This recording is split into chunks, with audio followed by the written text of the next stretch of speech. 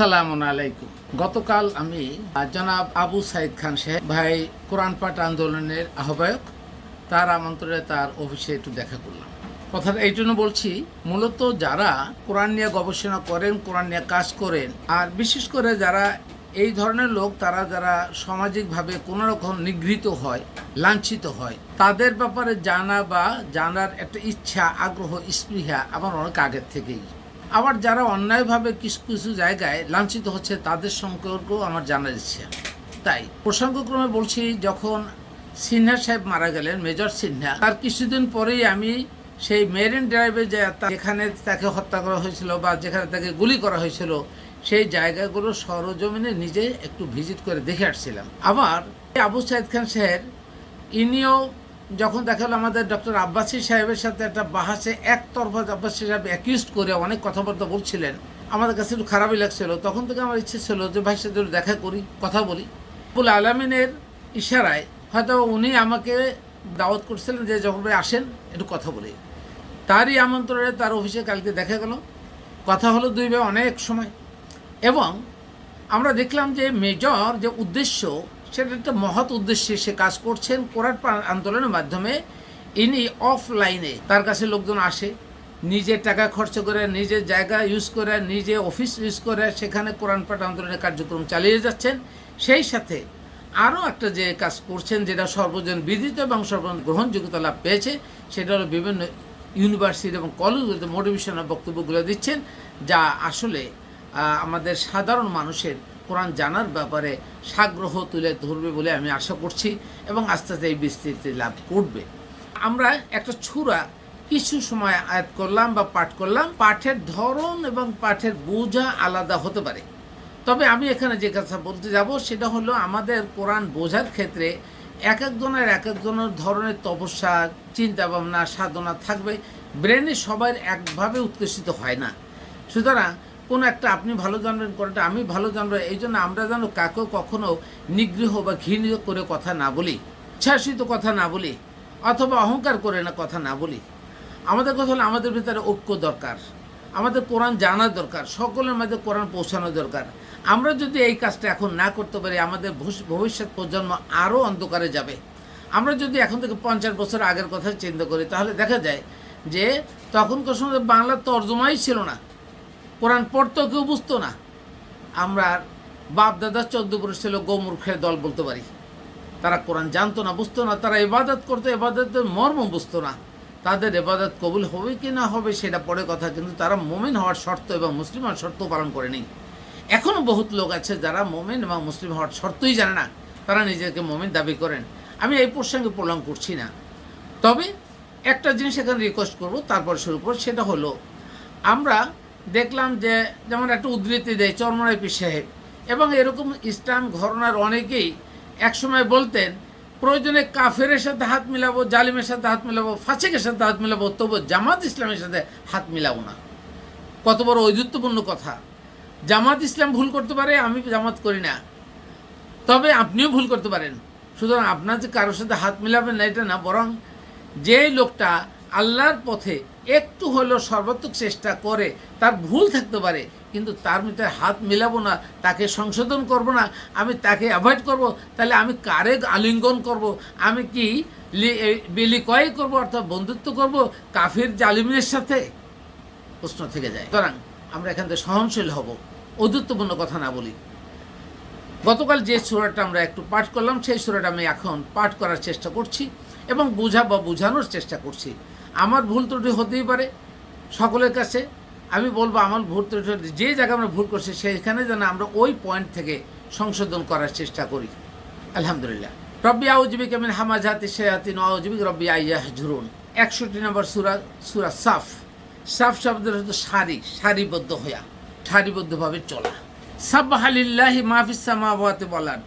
আল্লাহ বললেন, সাব্বাহা লিল্লাহি, তাসবিহ পাঠ করে, লিল্লাহি আল্লাহকে, বলতে আল্লাহর জন্য, মাহফিস সামাওয়াতি ওয়াল আরদ, আকাশ এবং পৃথিবীর মধ্যকার যা কিছু আছে সব কিছুই তার তাসবিহ পাঠ করে।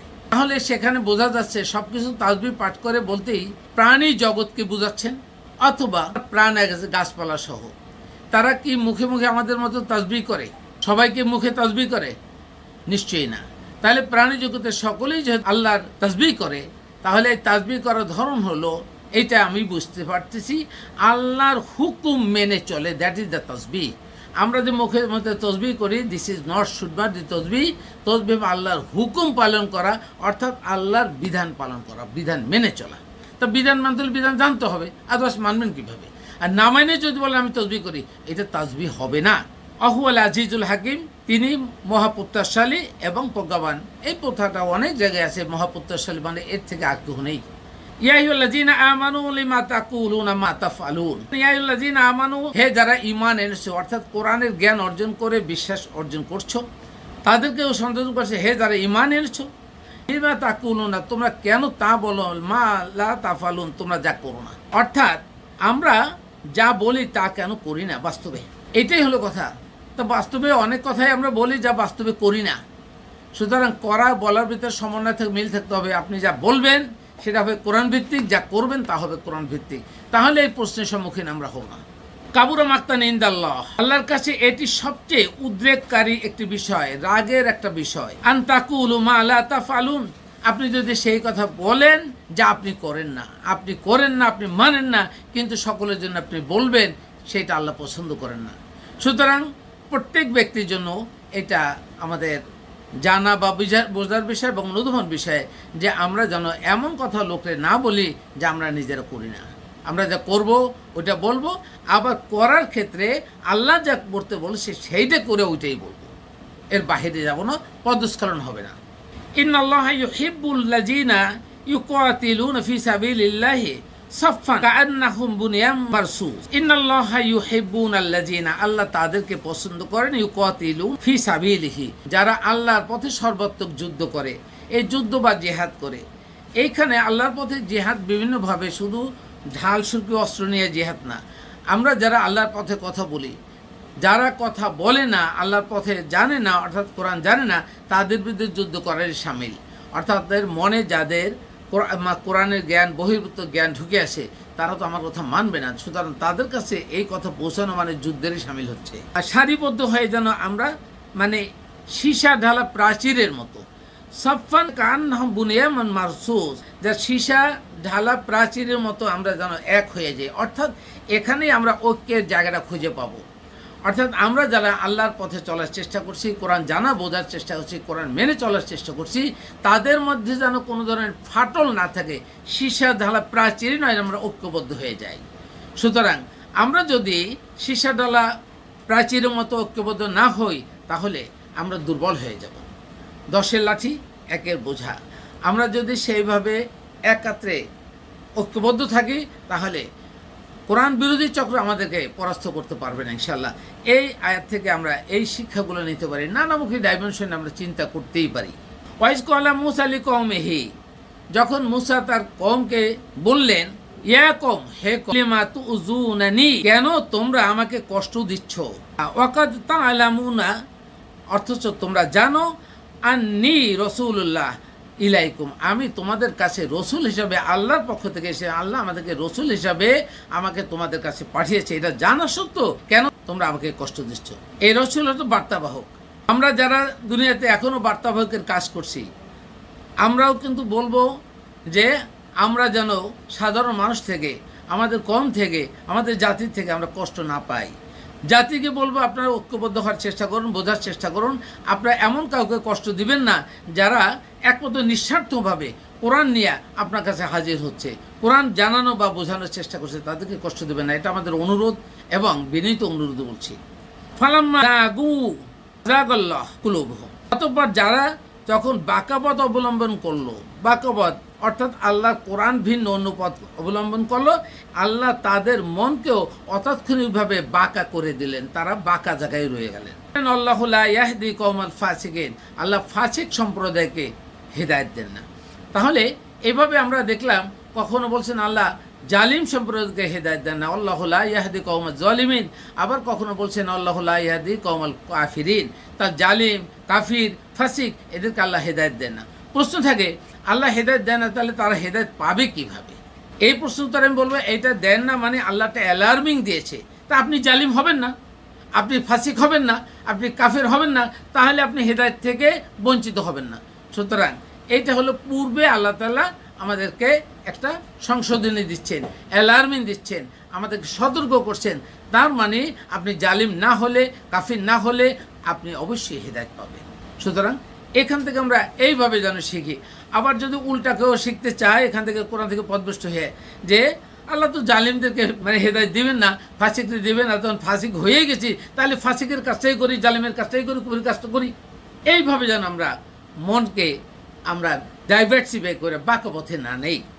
ওয়াইজ ক্বালা ঈসা ইবনে মারইয়ামা ইয়া বানি ইসরাইল, যখন মারিয়াম পুত্র ঈসা আলাইহিস সালাম তার এই বনি ইসরাইল জাতিকে, বনি ইসরাইল সম্প্রদায়কে বললেন, ইন্নী রসুলুল্লাহ, তখন ইন্নী রসুলুল্লাহ, আমি আল্লাহর পক্ষ থেকে তোমাদের কাছে রসুল হলে আসছি, ইলাইকুম তোমাদের কাছে, মুসাদ্দিকাল লিমা বাইনা ইয়াদাইয়া, আমি সত্যতা ঘোষণা করছি, মুসাদ্দিকুন আমি সাক্ষ্য দিয়ে সত্যতা ঘোষণা করছি, মিনাত তাওরাতে আমি তাওরাত সম্পর্কে, অর্থাৎ ঈসা আলাইহিস সালাম সাক্ষ্য দিয়া সত্য হিসাবে ঘোষণা করছেন যে তাওরাত সত্য ছিল, অর্থাৎ মুসা আলাইহিস সালামের উপরে যে কিতাব নাজিল হয়েছিলেন সেইটা সাক্ষ্য প্রদান করলেন পূর্ববর্তী কিতাবের।